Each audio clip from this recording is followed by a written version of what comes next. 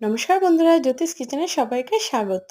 আজকে আমি লাউয়ের খোসা ভাপা দেখাবো। নানা রকম ভাপাই আপনারা করে থাকেন, কিন্তু এইভাবে লাউয়ের খোসা ভাপা একবার করে খাবেন, দেখবেন অতুলনীয় স্বাদের। তার জন্য প্রথমে কি করতে হবে, লাউয়ের খোসাটাকে ঝিরিঝিরি করে কেটে নিতে হবে। তারপর কড়াইতে তেল সামান্য পরিমাণে দিয়ে শুকনো লঙ্কা আর কালো জিরে ফোড়ন দিয়ে তাতে লাউয়ের খোসাগুলি দিয়ে দিতে হবে। দিয়ে ভালো করে নেড়ে চেড়ে ঢাকা দিয়ে দিতে হবে। গ্যাসের আগুনটা সিমে থাকবে। তারপর 50% মতো যেই সিদ্ধ হয়ে যাবে তখন আমি সর্ষে আর পোস্ত, কাঁচা লঙ্কা একটু সামান্য নুন দিয়ে বেটে নেব। তারপর ঢাকনাটা খুলে আবার ওই লাউয়ের খোসাটা নাড়াচাড়া দিয়ে সামান্য পরিমাণে হলুদ দিয়ে দেবো। দিয়ে পোস্ত ও সর্ষে বাটাটা দিয়ে আর একটু নেড়ে চেড়ে অল্প একটু জল দিয়ে সামান্য ঢাকা দিয়ে দেবো।